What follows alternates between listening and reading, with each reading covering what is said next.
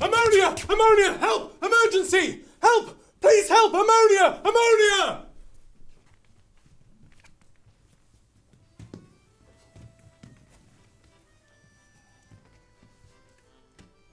If you don't mind, we'll walk there. We can take our time. It's only just gone 11, so we'll arrive well before midnight. That suits me. Besides, it's much too fine a night for a cab. Does the lady know I'm coming to see her? Forewarn the Marquise Obardi. Do you warn a bus driver that you're going to hop on at the end of the street? What sort of person is she? A charming hussy from, well, who knows where. A gold digger who arrived in Paris 3 years ago. Who knows how? They say her real name, her maiden name, maiden, that's a joke, is Octavie Bardin, from which she concocts the name Obardi. Concocts? Or by using the first letter of her first name and dropping the last letter of her last. Simple. Oh, I see. Obardi. She's certainly attractive. And affectionate with it. Sex and cards are on offer, but nobody will force you to take either. And the exit is as free as the entrance.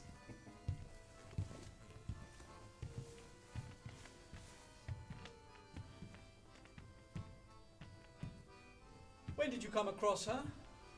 I don't remember. I went to a house in the Étoile district. A dubious area. If ever there was one. I suppose I went as we all go, for the cards and the girls. The men there are dishonest and therefore interesting, and the women have a charm which is unwholesome and therefore irresistible. Good evening, monsieur. Good evening, mademoiselle. Are you looking for some company? Why, thank you, mademoiselle. But we're enjoying our own company. Really?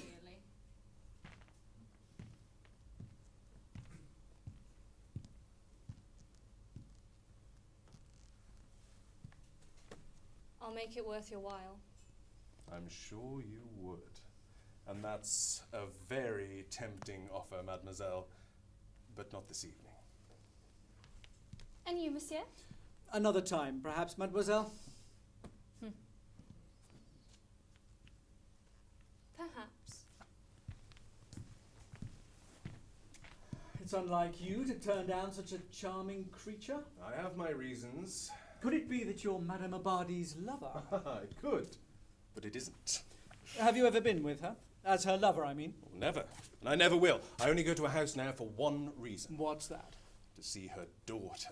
Ah, she has a daughter then. Oh, a daughter. A wonder. She is the main attraction. Magnificent. Beautiful. Just ripe. 18 and dark as her mother is fair. Who will be the lucky man to have her? Or who hasn't already? No one knows. She's a fortune for the Marquise. They play the game well, the two of them, but I place a hefty bet to win that prize. What's her name? Yvette. Yvette. Yvette. That girl baffles me. She is a mystery. She's either shockingly brazen or entirely innocent. She lives in that den of vice like a gorgeous plant nurtured on corruption. Nobody can make out what she is or what she thinks. And you, my dear friend, are about to meet her. But you are in love with her. No. I'm on the list. It isn't quite the same thing. I have rivals. There they call me a duke. I don't know why, but a duke albeit puts the odds in my favour. Well, my Duke Servigny, I know you, and you don't turn down pretty girls for no reason. You are in love. No. She seduces me. She attracts me and repels me. I mistrust her as I would a trap, and yet I long for her like a drug for an addict. I'm telling you, you're in love. Madly. It's obvious from how you talk about her. Come on, admit it. You're smitten. All right, it's possible.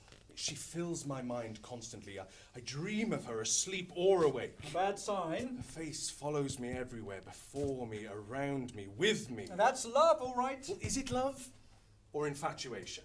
Her image is stamped on my mind. I see her the moment I close my eyes. My heart beats quicker every time I look at her. I don't deny it. So, yes, I am in love with her. Confession. But in a strange way, I want her. I have the strongest desire for her, but the idea of making her my wife, plucking her out of that rotten nest, strikes me as stupid, monstrous. I'm a little afraid of her too, like a bird with a hawk hovering above. And I'm jealous of her. Jealous? Jealous of all that I don't know about her and the mysteries in her heart. Is she a maid or a jade? Must she be one or the other? Well, that's how she is with me. She allures me and yet acts the impeccable virgin. She seems to love me and then makes fun of me. My longing for her fills this waiting, this void without her. Ah, empty hope is full. I can be patient. It's true that I've never had the devotion for any woman that I have for her, and yet it's certain that I'll never marry her.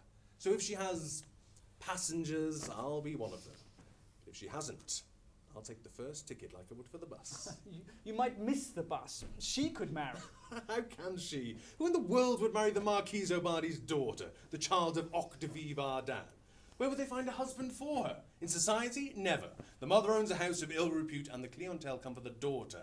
Girls don't get married under those circumstances. You can't be sure if she is as marvellous as you say. Of course she'll never marry.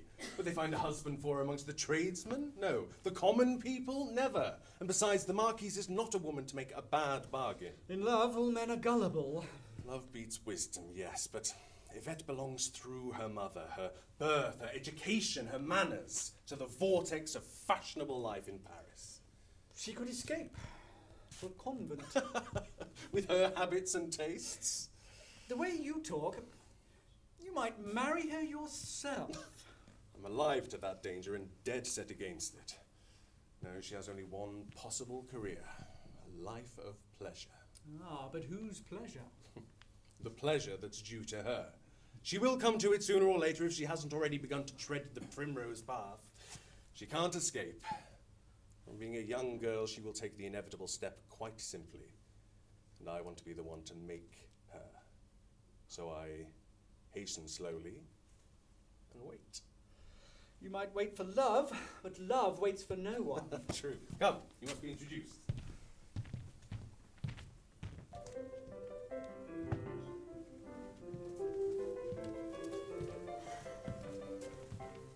It is so warm tonight. The windows will stay open everywhere. Except, it seems, in the library. Yes, except the library. Why not there, madame?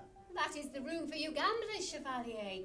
And I will let you into a secret. Yes. You are more likely to lose at cards when you lose the track of time. So there, the windows are closed and the curtains drawn. Oh, you have the edge on us, madame, yet still we come to you. All the men here are well-to-do, and as for the women, why, you have gathered the best there is from society's crop. Where do you find them? Ah, that is a secret I won't divulge. It's whispered generally that the girls have children. One might almost believe they were respectable. To me, they are respectable, Chevalier. Be grateful that you will never know the situation of an unmarried mother. Marquise. This house is more than a market. It's a sanctuary for young girls. I guard them. I care for them. They are the hope and promise of our evenings. They are shown off in every light like a temple of innocence. Which draws men from all over the world. You men, I love you. You are a mob of buccaneers with your decorations and titles. We are the nobility. You are braggarts, liars, hucksters, dangerous as your cards and false as your names. Note the beards. Beards, madame? Yes. See the stiff American with his horseshoe, the Spaniard with his black fleece, the stuck-up Englishman with his fan beard on his chest. What about him with the whiskers and shaved chin? An Austrian. Over there, a Russian general. He looks like he's got two big spikes up his nose. And don't forget the Frenchman with his dainty moustache. You have before you the fancies of all the barbers in the world. And you call women vain. Why, don't you find the beards attractive? Not when so finely preened. A beard should not be pretty. Except for the down above a woman's lips. Chevalier, it is coarse of you to see that, let alone mention it. Well, none of your girls here yet have a moustache. These creatures are exquisite. Here you breathe the odour of love, like perfume at a hairdresser's. But you do know, madame, it's only you and your daughter that we come to see. Oh, you flatter me. But as for my daughter, well, she is on view, but she has a mind of her own with some strange notions. Why? Haven't you finished her education? I must receive my other guests. Chevalier, my house is yours. Madame, truly this is the only place to be.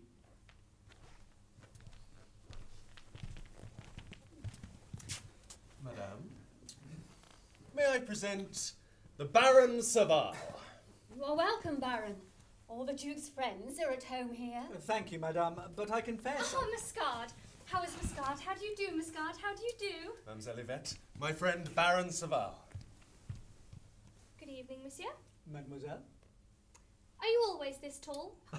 No, mademoiselle, he's standing tall to please your mother, who loves a colossus. Well, when you come to see me, feel free to shrink a little. Ignore her, Baron. On height, men and women can see eye to eye. Well, then you two must have a lot of very interesting things to say up there over my head. Come, Muscard. Let's waltz. Why does mademoiselle always call my friend Muscard? Because he is like spice, stimulating but always slipping through her fingers. Now she thinks she has him, then she finds she hasn't. He is her devoted slave. A slave who wants to stay free. But enough of him. How shall I nickname you? Well, madame, I must confess that I am a financier. I am no baron. Monsieur, in here that doesn't matter. You have been introduced to Baron, and a Baron you shall stay. Very well, madame. Baron Léon Saval, at your service. So much for your title. But as for your nickname... Good, I have it. I shall call you my Colossus of Rhodes, Junior. I shall be your giant. Good. Then take my arm and I shall be your guide.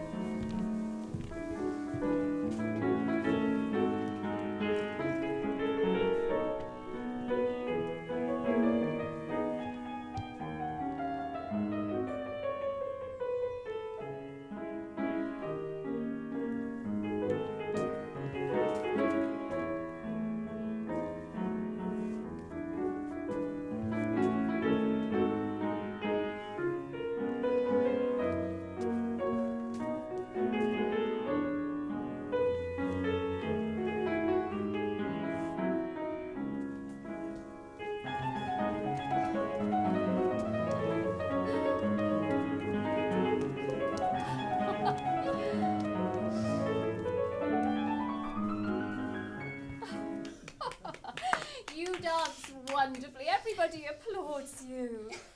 But my poor Muscard is dizzy. I'm the steady one.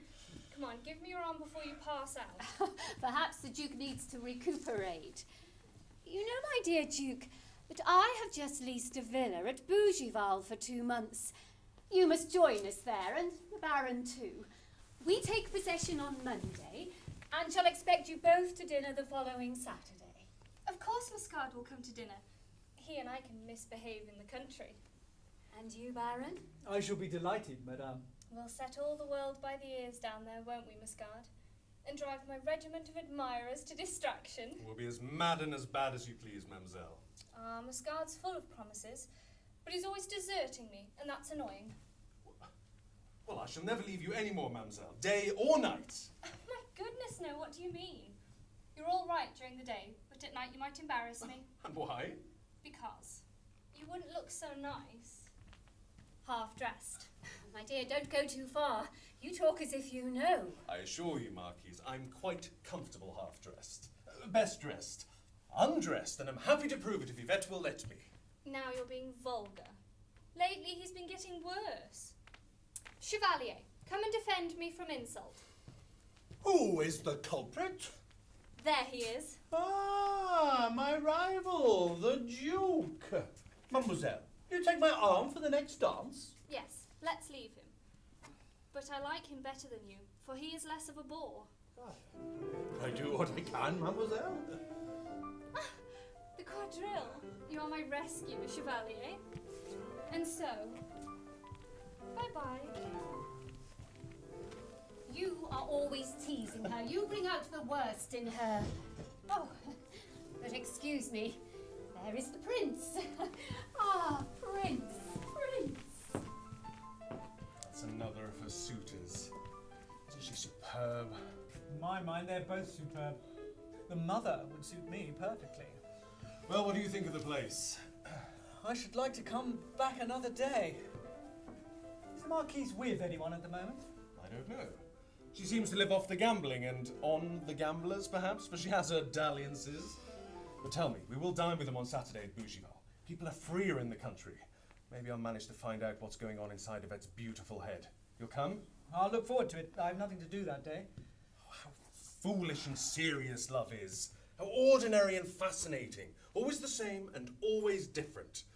And the beggar who gives his sweetheart a few centimes gets as much return as I would get for 10,000 francs from some Obardi. It's crazy. All the same. All the same. It would be good to become Yvette's first lover.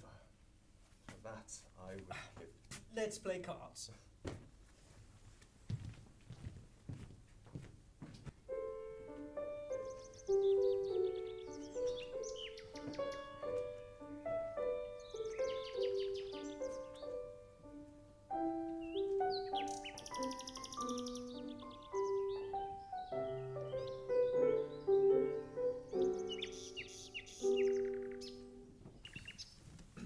Twist. Oh, bust. Twist. Twist. Stick. Dealer wins. Again. Well, you know what they say, lucky at cards, unlucky in love. My friend, this is not luck, it's skill. Double or quits? No, I'm out. Me too. Is there anything the matter this evening, mademoiselle? You've changed so much since last week. You've become so serious. It's being in the country. I'm not the same. I feel strange. Besides, I'm never the same from one day to the next. Today I feel bright, tomorrow I'm drawn to the dark. I change with the weather. I don't know why. I could do anything in the moment. There are days when I'd like to kill people. Not animals, I could never hurt animals, but people, yes. And other days I cry at the slightest thing. Maybe it's our dreams that make us how we are. And maybe it's the last book you read. You are adorable this evening, mademoiselle. I wish I could always see you like this. Be careful what you say, Muscard. I could take you seriously, and that might cost you dear. You are radiant, madame. That is because I am happy. Very happy.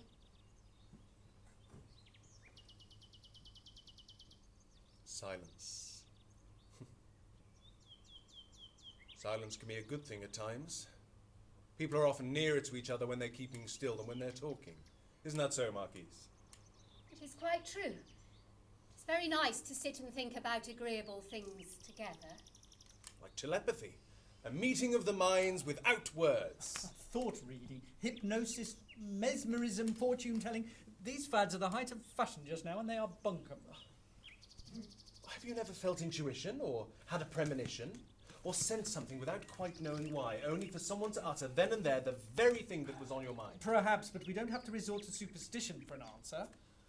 Well, come, ladies, which of us will you support in this argument? I will favour the Baron. Surprise, surprise. No, really. I have seen many men at the card table who have hunches, intuition, superstitious rituals, rubbing a rabbit's foot, making the sign of a cross, even kissing photographs of their own children. Sometimes they work, other times they don't, but they only ever work through luck. All of these wonders happen by chance. For cards, you don't need intuition, you need calculation. And a few tricks up your sleeve. Like you, Marquise, I profit from gambling. My job is speculation, to look into the future. But to win in my game, you need what most card players lack. Knowledge and a plan. And, yes, some guile. That is all. Clairvoyance is for the losers. Well, I believe there's more to it than that. I'll support Muscard.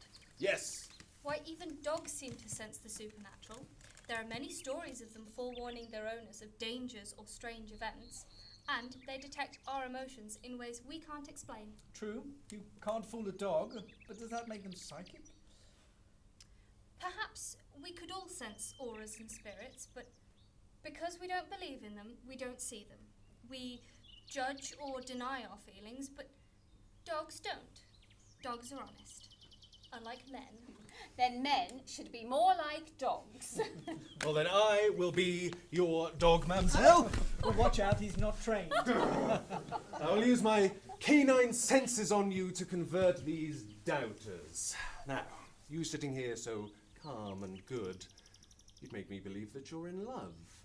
Now, who could it be? Let us think together, if you will. I'll set aside the vulgar pack of hounds. I'll take only the top ones.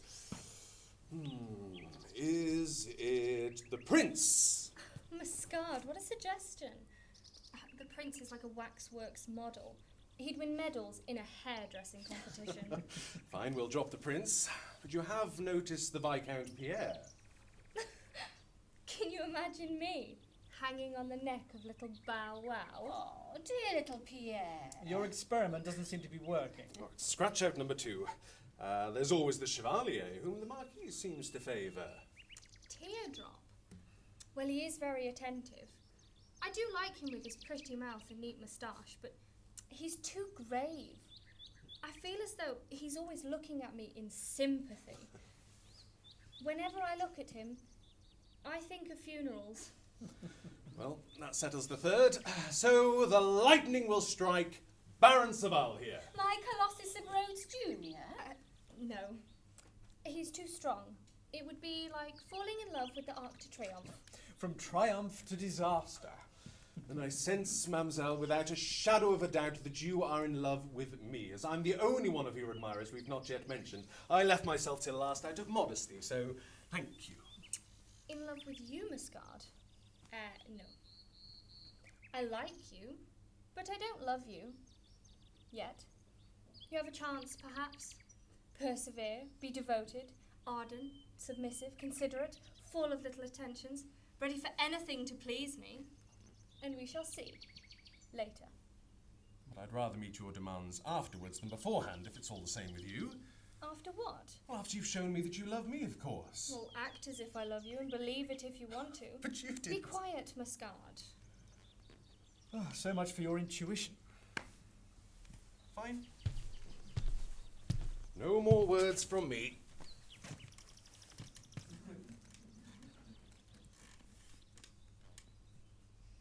Total silence.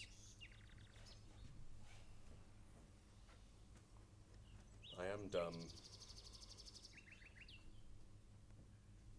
If you like, mademoiselle. We will take a walk on the island later.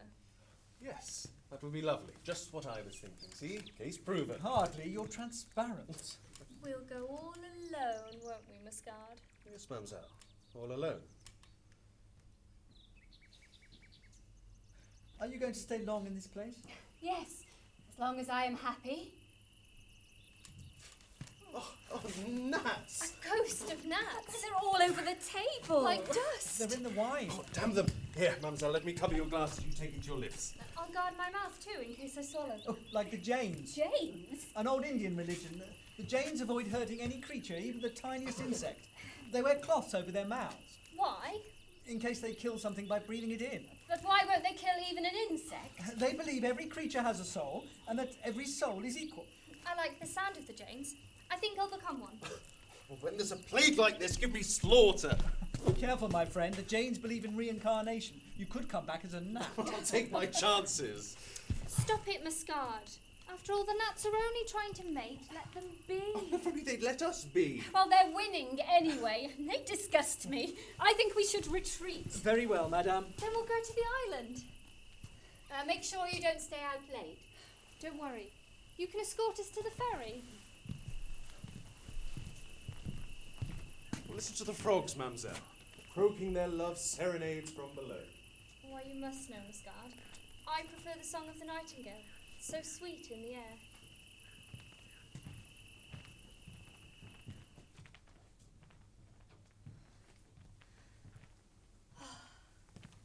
So beautiful here beneath the big trees. Mamma and the Baron should have come with us. Oh, your mother was cold, perhaps. Look! The barge has disturbed the stars on the water and set them into a mad dance. Yes. We hear a piano in the distance. A waltz. Let's have a dance of our own.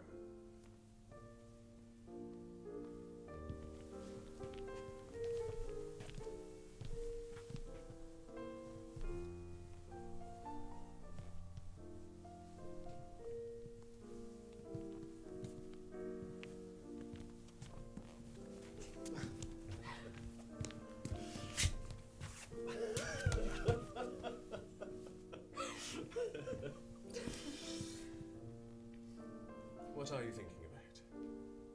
Don't you know?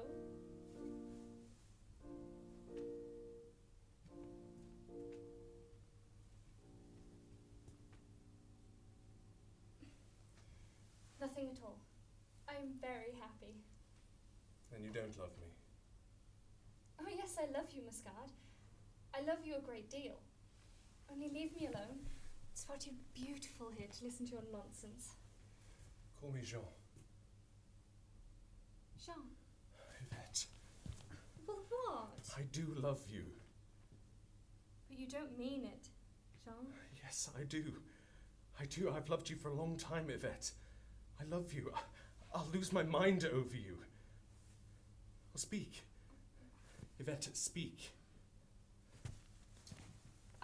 Oh, you're absurd. Are you going to let me alone?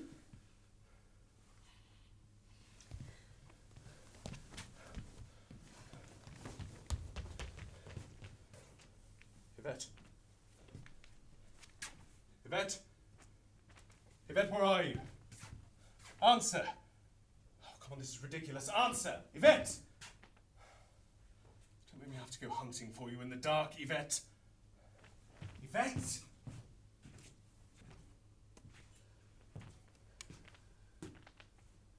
Léon? Jean, you're late. Yes, I know. Has Yvette come home? About 2 hours ago.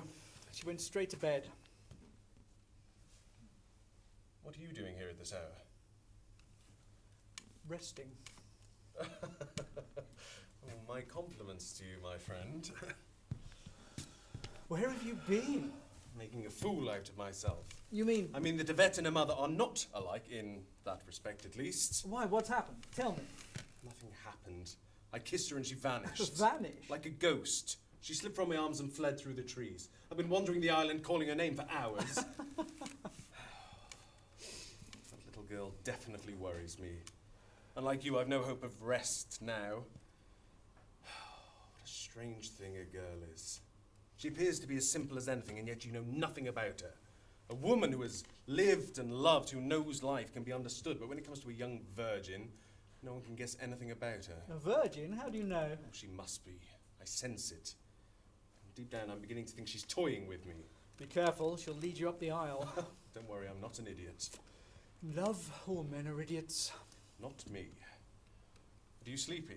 Not at all. Well, then will you help me with this puzzle that's Yvette? Gladly. In arithmetic, 1 and 1 make 2. I could get sleepy. No, I mean, in love, 1 and 1 ought to make 1, but it makes 2 just the same. Have you ever felt that? In love, I don't do sums. No, what I'm trying to say is, Yes? in love, have you never felt that need to absorb the woman into yourself, or to disappear into her? Well, I certainly want to disappear into her. I'm not talking about making love, but that need to be one with a being, to open all your heart and soul, to fathom her thoughts to the very depths, know all her wishes and desires. You've never wanted that. Never. You can never guess all the mystery of a soul which seems so near. A soul which looks at you from 2 eyes that stare at you clear as water. A soul which speaks to you from a lovely mouth which seems your very own, so much do you long for it. A soul which throws you its thoughts in words and yet remains as distant as those stars are from each other. Isn't it strange, all of that? I don't ask so much.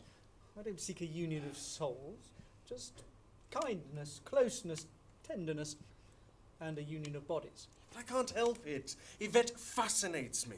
I yearn to have her, be one with her, know her totally.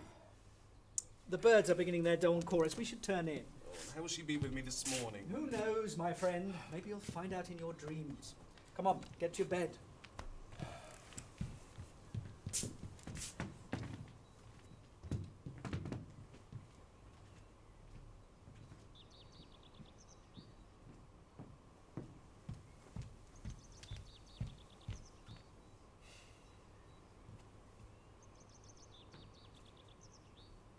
Jean?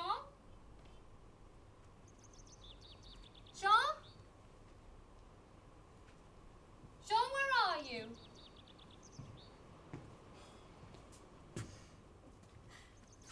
You are so slow and sleepy today. What have you been doing all night to make you so tired? Have you been up to no good? You walked over the hill too fast for me, and it's so hot. That's good. I knew it would be too hot and heavy for Mama to walk out, which is why I suggested it at breakfast. So that was your plan. She has the Baron to keep her company. And we are alone again. I believe your mother thinks you're completely mad to go out in such weather. But under the trees it's so deliciously cool. And now, we shall sit on the grass and read. Understood? At your service, mademoiselle.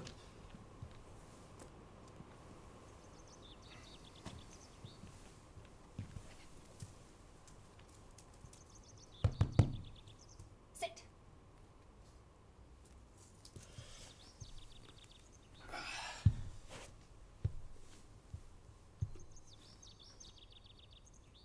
Well, Yvette? you're going to read to me. What? I don't know how to read. Come on. No excuses, no objections. You're a fine suitor, you. All for nothing, is that it? Is that your motto? Well, Is this a joke? no, not at all. Ah, the Angelus. Behold the handmaid of the Lord. Be it done unto me according to thy word.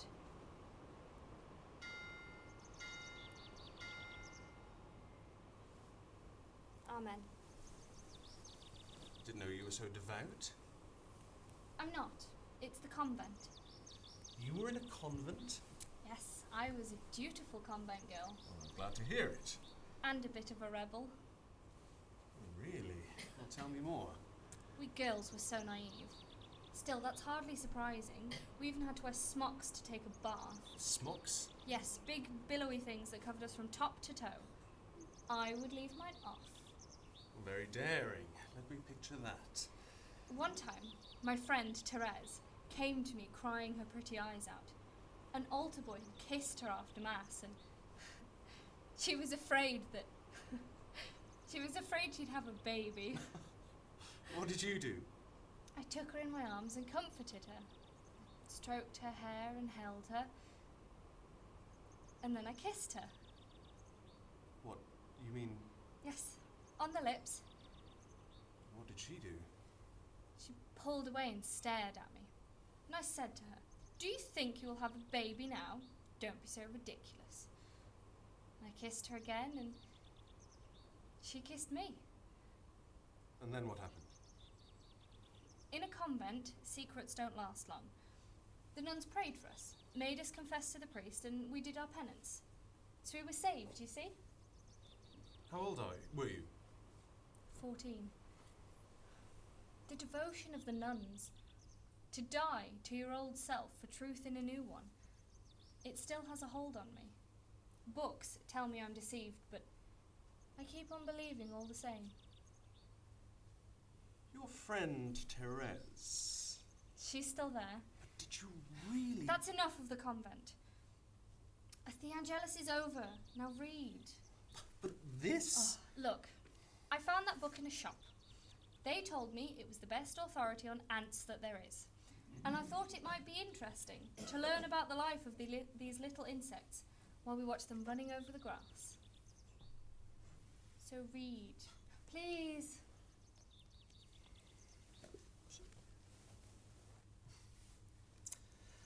The anthropoid apes are undoubtedly the animals that approach nearest to man by their anatomical structures. But if we are to consider the habits of the ants, their organisation into societies, their vast communities, the houses and roads they construct, their custom of domesticating animals and sometimes even of making slaves of them, we are compelled to admit that they have a right to claim a place near to man in the scale of intelligence.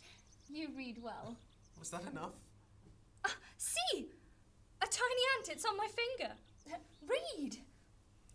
They seize, shut up and feed plant lice to drink the sweet milk their captives secrete as we keep cows in barns. They domesticate little blind insects which clean the anthill, and they go to war to capture slaves who take care of their victors with such tender solicitude that the latter even lose the habit of feeding themselves. It's in my hair. Don't kill it.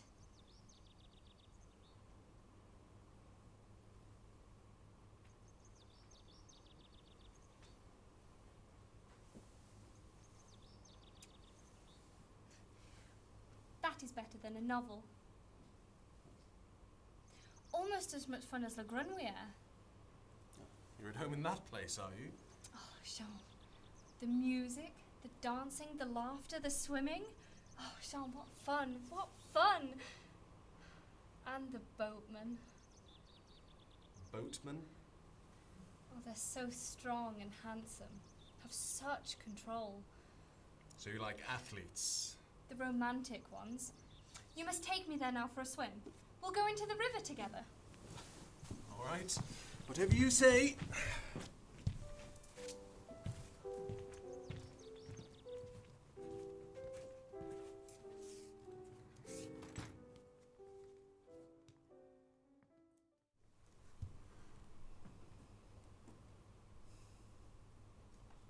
I told her not to go out in hot weather. She'll come back with sunstroke. Servigny would take care of her. Oh, really?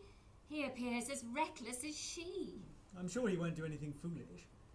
Ah, but we are all foolish when swayed by love.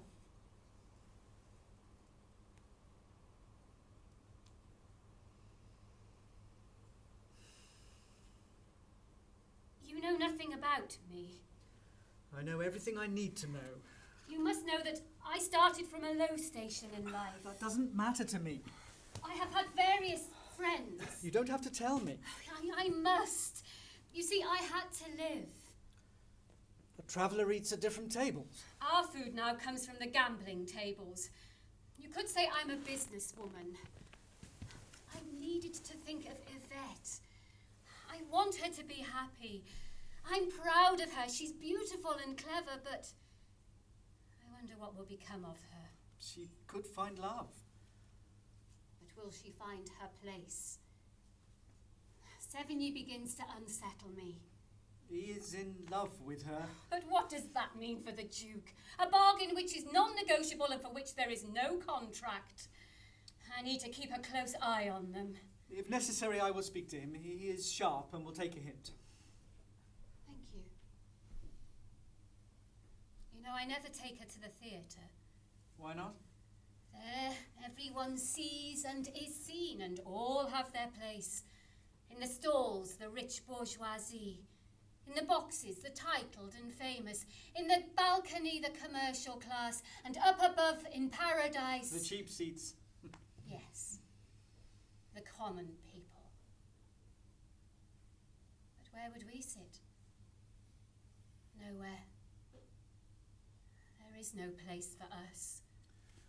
Your place is here, with me. Oh, Léon, you have captivated me body and soul. I dream of you. These moments I have with you are delicious and precious to me. I want to let myself be carried away by you, drunk, drowned in this feeling. Then do. It's all right. It's all right, I'm here. But I love you. I love you.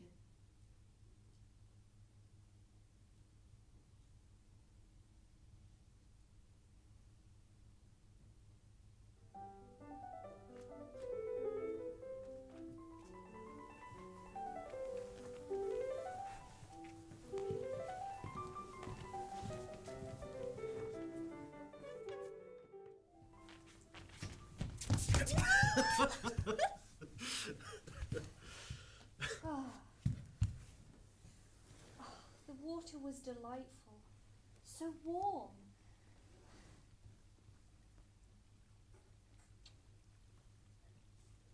You swim well. I'm useless beside you. You have a fine head. What? Your head. It's a good shape. And as sleek as a seal. Throw me a fish and I'll perform. Well, is this the life for you? What are you talking about? Come on, don't mess me around. You know perfectly well what I mean. No, I don't. On my word of honour.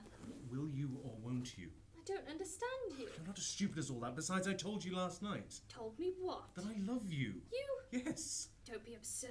I swear it. Then prove it. That's all I ask. What To is? prove it. Oh, well, go on then.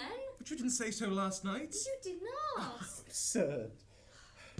In any way, you shouldn't be proposing to me. Well, to whom then?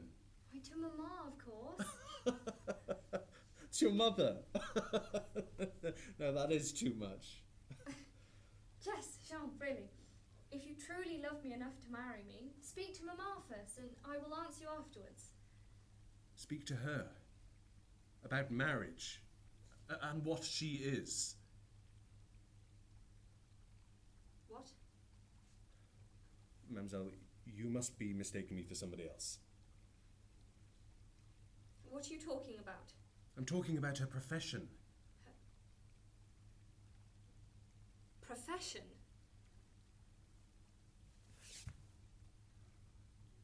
No, Yvette, let's end this charade. It's gone on too long. You're playing the part of a simple little girl and the role really doesn't suit you. You know perfectly well that there could be no question of marriage between us, but merely of love. I've told you that I love you. It's the truth. I repeat, I love you. Stop pretending like you don't understand me and don't treat me like a fool!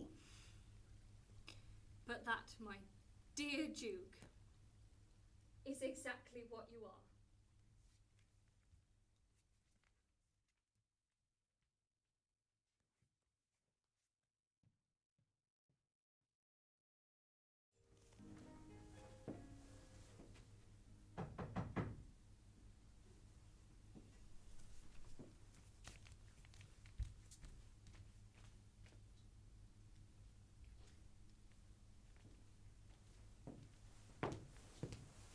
Why did you not come down to dinner? Oh, I had a headache. I warned you about the sun. You're as red as a poppy, you poor child. Don't fret, Mamma. Have they left? Yes, they went back to Paris on the 10 o'clock train. They return again on Thursday. Good. I'm glad they've gone. I need to speak with you. I'm listening, my child. What is it? It's this. Something strange happened to me today. What? Tell me. Monsieur de Sevigny has told me that he loves me. How did he tell you that? Explain yourself. He asked me to marry him. Sevigny? Why, you're crazy. Why am I crazy? Why shouldn't Sevigny marry me? You're mistaken. It's not possible. You either didn't hear or you didn't understand. The Duke de Sevigny is too rich for you, too far above you, and too much of a Parisian to marry. But if he loves me as he says he does... He is a seducer, a playboy. I really can't believe that you can be so stupid to have these thoughts. But he's passionate, and he means it, Mamma. Oh, he's a sharp one, that one. And I'm sure he can be relentless in the chase. But I really cannot believe that you can be so naive. Don't you see, if he talked of marriage, it's only that he wants... But what if it's what I want? And anyway, he amuses me. You don't choose a man because he amuses you. I don't discuss your choices. Why should you dictate mine? What do you know? I don't pretend to know everything. But day by day, trying to make a living without your father, I have learned more than you can imagine. Come now. Leave me alone and go to bed. Wait, you never speak about my father. Tell me about him. Not now. I am going to bed. I'm 18. I want to know. I need to know. You're not going until you tell me about my father. Why do you want to know? What good can it do? Ever since I was little, I used to play this game. I used to imagine I was the daughter of a prince or a nobleman, or that he was some courageous hero who would rescue me from danger. But then the game would end, and I'd be alone again. Who was he? What was he? He was a factory worker. His name was Michel. Michel Bardin. Bardin? Yes, Bardin. What happened to him? There was a strike. He was on the picket line. He was killed. Shot. That's how they treated strikers then. So you see, he was a kind of hero. When did he die? You were 1, and I was 18. There was the war and the commune. I worked in a laundry. It closed, and then for us, misery. You wanted to know. But let's talk no more of it. That's the truth. The truth. Thank you. But why hide it from me for so long? How would it have helped to tell you? The newspapers said your father was a ringleader, a rebel. Do you think you would have been able to study? That they would have been able to accept you at the convent if they'd known? I changed our name, gave them false papers and told them your father had died in a brawl. Oh, thanks to me, you've had the schooling of a princess. What was he like? He was young, handsome, hot-headed, an idealist, you could say, passionate, a worker. He could make me laugh. You loved him? Yes, I loved him. I've never shown you. This is the ring he gave me.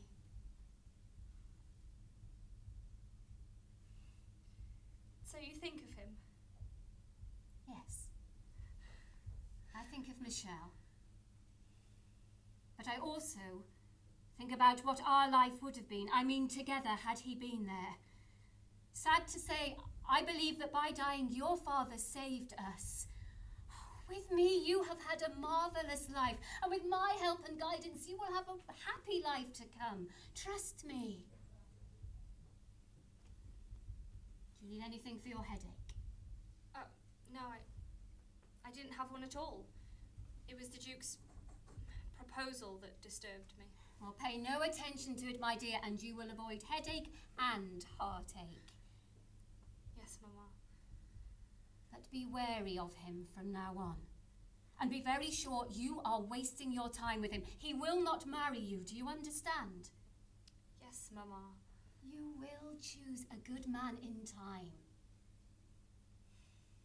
Now, give me a smile. Good night, my darling. Sleep well. Good night, Mamma. Oh, and please don't keep locking your door. There's no need.